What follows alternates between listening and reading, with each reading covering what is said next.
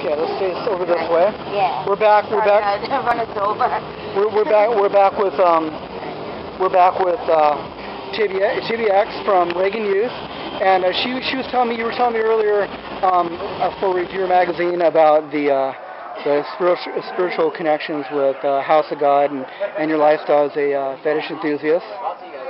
Could we talk a little bit about that? Or? I don't know if House of God relates to my sexuality. Yeah, no. Okay. I think we were Totally talking separate? about Gash. Okay. Yeah, totally separate things. That's right. You're in Gash too. Okay. Yeah. Reagan Youth is like I'm Paul's bassist, and we're just traveling around to carry on the legacy of the band and to get like his political messages out. Well, we have maybe 10 minutes. Would you feel comfortable maybe taking a little side road and a little interview about Gash, and then we can talk more about Reagan Youth? Okay. Yeah. Okay. The band Gash, you said, was a fetish core band and is kind of into sexuality that is sort of spiritual and fetish and S&M based. Yeah, what we're trying to do is differentiate between like fetish and porn, and I mean it could be a very tight connection to hook up with a total stranger and have one of those experiences, but there's a kind of love and trust that comes within a dom-sub relationship that I think of like an astral connection. It's like beyond this world. It's like as close as you could possibly be with somebody else. So that's what I write about a lot. It's like a deeper love. I mean, how so? I mean, my experience was kind of as an observer and knowing girls that are in the lifestyle. You get tied up, you can get spanked. I mean, there could be some suspension stuff. And I mean, are you just kind of getting hurt to the point of, I don't know, submission, and then the guy completing the act as a form of, power, like I think dominance? That's like a really kind of like a narrow-minded outsider's view of what S&M is. That's too simple? Yeah, that's like what you would see on TV. It's a stereotype, and stereotypes are always sort of based on the truth, but in a really shallow, warped perception of it. Okay. So, I mean, for me, if I talk about one dom that I had that died, I can get total recall of everything from him physically, even though he's been dead very many years, because subspace is a frame of mind that a submissive can get in when, say, I'm working with a dom where the whole entire world is shut out except for that one person. And with sensory deprivation, let's say I'm blindfolded, it's like his voice starts becoming a part of me in a way. All I can hear are his voice, and I let go of myself and give myself to his command. And it's a complete, like, trust bond. So you kind of become entwined with each other through this mutual trust. Got it. Well, thank you for that, TBX. Tell me about how you met up with Paul and how you became part of Reagan Youth. With Paul, first I heard that they needed a singer, so I auditioned on vocals, which was fun, but it was too weird or something to have a female singer. So years later, the guy who was singing for Reagan Youth was playing bass in my band, and they needed a bassist. So this guy brought me in as a bassist. So I'd already met Paul, and I came back a second time to audition for a separate position, and I got the job. Okay. And were you familiar with Reagan Youth's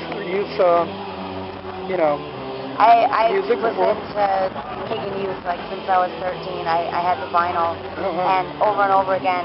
And I actually really never played bass before, but I know how to play the Reagan Youth songs because I've listened to them so many times. So I just kind of figured it out to be in the band. Kind of a dream come true? Yeah. All right. Well, tonight you guys are going to be playing from some the old catalog and maybe one song off of House of God. Definitely a House of God song. Okay.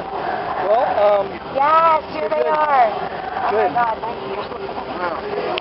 Trey. This is Trey. How's it going, guys? Good job. I did my best. Oh my God. Everywhere, man. Alright, and I'm Paul. Hello, Paul. I'm Rob from Reviewer magazine. Nico. What's your name? Robert from Reviewer magazine. Alright, Robert. Reviewer TV. We're doing a little video interview with TBX for Reviewer TV. And tell me about your commitment to get House of God released. House of God? Yeah. Oh, you know what?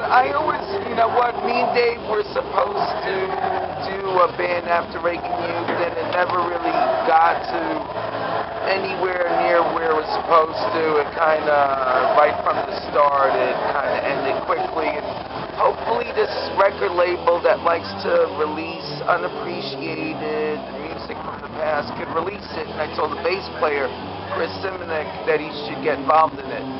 He's editor at High Times, and you know what, that could be like a, yeah, it's nice that one of my ex-bass players became the editor of High Times. Pretty big time. Yeah, and he's the House of God bass player, and I told him, why don't you take the lead, and he has other mixes of the songs, so maybe he could find like 7 good mixes, release the 7 songs. They're all 8 minutes long. I know we didn't have the arrangements down at the time.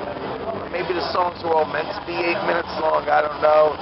But we're going to play one tonight called 10,000 Years From Now.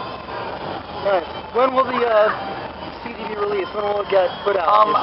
As soon as I contact like the CD people, I forgot the name of the label, and Chris Simonek, the bass player for House of God. Is it on the table for this year? Maybe next year? Probably next year. Okay. The way I work, probably next year. But it's already out there. Like I put it on SoundCloud. You could hear what I have. What's your page on SoundCloud? House of God. I would guess New York City band, House of God. Okay. 1988 or 1988. Well, you got some good, strong young youth here, young talent. You know what it is? It's a different decade. Yeah. Everyone's a different decade. How do you guys feel about being part of one of the original hardcore bands? And it's an honor. It's fucking awesome. It really is an honor. It's freaking flattery beyond belief, but with it comes a sense of responsibility. It's my favorite band, and we can't let the songs down, we can't let the music down, we can't let Dave's message down, and I'm in this for life. Well said. What's your name? My name's Trey. Trey, and what's your name again? I'm Greg. Greg. And the reason it's well said is because he's the singer, so he needs to be well spoken. Well spoken, yeah. It's got to be. And listen, Got to be good with Now, words. you know what? I do a lot of guitar stuff. Dave and Surgeon pushed the guitar on me. That's why I can play the way I can today. Is all because of Dave. And he wanted me to do that while he would rant or like a revival. That gospel preacher only preach the gospel. Rock and roll anarchy. Fight the power, and instead of being that hokey gospel band, sound like Led fucking Zeppelin, while he's, doing this thing. So I tell Trey, for One Holy Bible, riff off those lyrics about, having your own. Oil on the Holy Lamb. Yeah, you could do that while I do some Islamic guitar. You could always do, and you know what? Any kind of music is American music because America has encompassed all the world.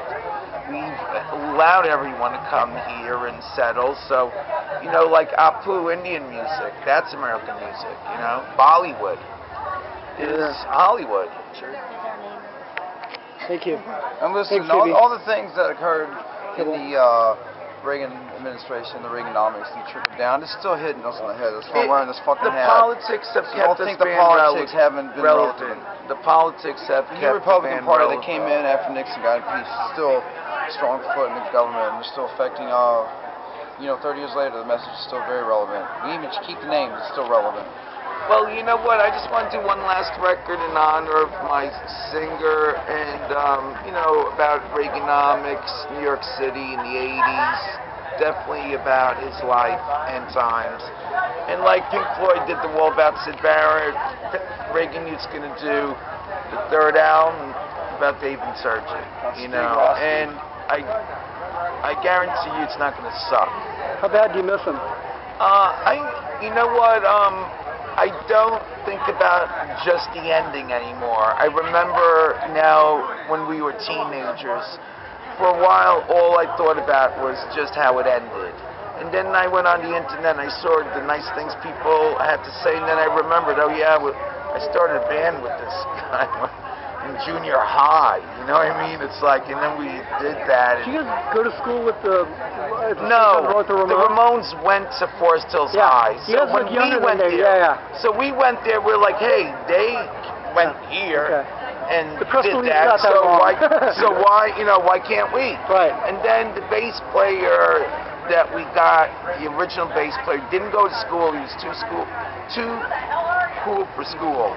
He was in punk magazine like Legs McNeil, like with Debbie Harry and Joey Ramone as the ring bearer and one of the things. Nico told me that you were going to you wanted to kind of go out on a good note with this.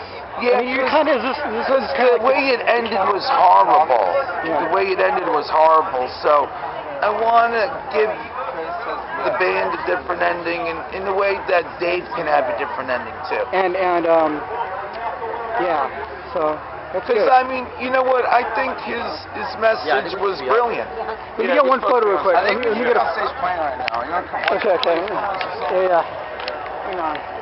Are we on? Yeah, we're going to go on right now. Okay. Right now. 1, 2, 3. 1, 2, and 3. One more.